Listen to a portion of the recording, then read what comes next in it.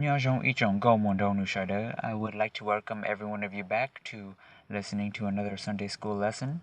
And a little recap about what last week was about. It was about God provides for His promise, and I'm not too sure if you guys remember this, but I remember talking about how, if you do make the promise, you have to keep that promise. And so we've been talking about God's promises these past few weeks. And, of course, He made that promise. And so, when you do make a promise, it's you that has to keep your end of the bargain. And so, like last week's message, it was Abraham sending his servant to go find Isaac a wife. And in that case, the servant referred back to, well, when he prayed to God, he referred back to the promise that God made to Abraham and asked him to be faithful to his master. And so that's exactly what God did. He pulled his own weight when keeping the promise that he promised Abraham to make him a great nation. And so we're getting to Abraham's, final days. And so since he did promise Abraham a great nation through an heir, it's like Abraham's going to be gone. And so how is God going to fulfill that promise now? Well, he's going to have to renew it with someone else. And in this case, it is Isaac. And so this passage will be about God renews his promise. And so before we begin, I would just like to ask you all to read Genesis chapter 25, verse 21 through 26, and Genesis chapter 25, verse 29 through 34. And again, it's good to read this passage ahead of time before listening to the message so you have a little understanding about what we're going to be talking about today. Alrighty, and so with this passage, Abraham now has the promised child, the promised heir that God had promised him to make him a great nation. Because, you can't make a great nation if you don't have children to succeed after you. And so in this case, since Abraham was dying, then, is God freed from this promise? Well, in a way, yeah. It's like he promised to make Abraham a great nation, not Isaac. And so, in order to keep the lineage going, God had to renew his promise to another person to carry on the legacy that he promised to Abraham. And so in this case, he also did promise Isaac to make him a great nation as well. But like everyone says, like father, like son. And so in this case, like with the father Abraham, he had a barren wife. And if you don't know what barren is, it means like you have a condition where you can't have children. And so in this case, like father, like son, Isaac, he had a wife who was also barren as well. And so he ran into the same problem that his father ran into as well with a wife that was barren. And so, like father, like son, will he make the same mistake that Abraham made and, just choose another, like a slave person to have his child and to like be the heir of, God's people? Well, in this case, apparently not. It's like he learned from Abraham's lesson, that is. And so there was one verse in the Bible saying that a wise man learns from his own mistakes, but an even wiser man learns from others' mistakes. And so in this case, Isaac was a wiser person because he did not make the same mistake that his father made, and instead he prayed to God so that he can have children and be like and fulfill that promise that God had given now Isaac. But also like his father Abraham, he waited a long time for an heir to come. I believe it was 75 for Abraham, and then when he was like 100, he finally got Isaac. And so in this case, Isaac, he had two sons actually. God blessed him with two sons.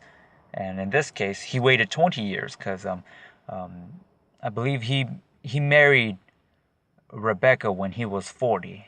And then they didn't have Jacob and Esau until he was 60. So that was 20 years of just waiting for God's promise to occur.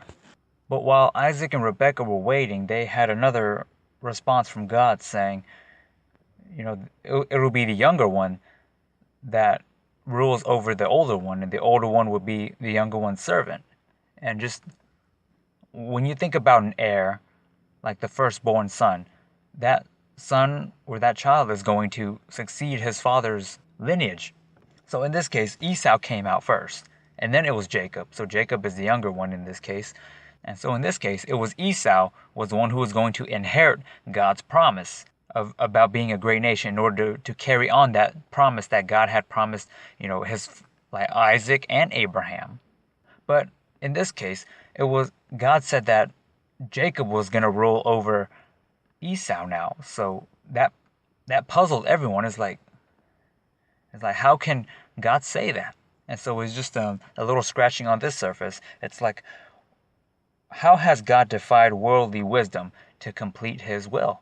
I mean, if we look about it in Matthew chapter 1, it was Jacob's lineage that led to the birth of Jesus. Some other things about how God has defied worldly wisdom to complete his will. There was the prophet Hosea. I mean, God told him to marry a prostitute. In other words, she was being very unfaithful to Hosea, but yet God was like, go buy her back. Go buy her back. And so it's a response about how God's faithfulness is like that with us. Even though we betray God, he still wants us back. He still will pay the price in order to receive us back. And another example is about Paul, the Apostle Paul now. He killed Christians. He persecuted Christians. But yet, God used him to, further his work and bring in more disciples and just all that good stuff. And now with Jesus, back then, if you dined in or ate with, someone, then you were very close with those people. But yet Jesus chose to dine with sinners, tax collectors, and all that stuff who people deemed back then were very bad or very, very sinners. But yet Jesus chose to be with those people in order to, bring the word to them so that they may be saved as well. And also another work of his was people with leprosy, which that's like a skin disease. They were considered untouchables. Like, don't even look at those people. Like, they were excluded from society because of their disease. But yet Jesus went and touched them. He went and healed them. Now on to the next little subject. It was about how Esau lost his birthright because, the lineage of Jesus came through Jacob now instead of Esau. And so that was where God had foreshadowed to Rebekah, saying the younger one will be in charge of the older one.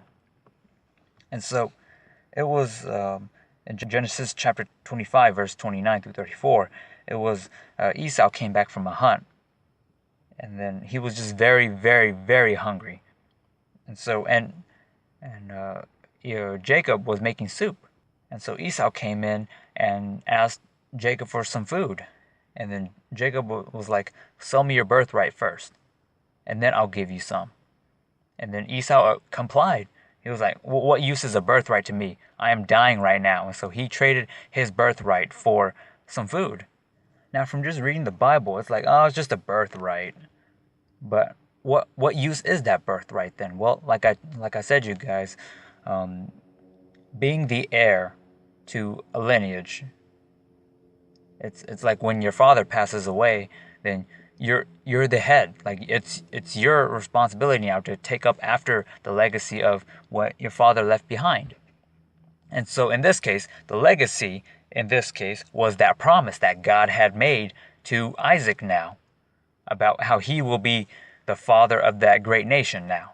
And so in other words, Esau gave up that promise.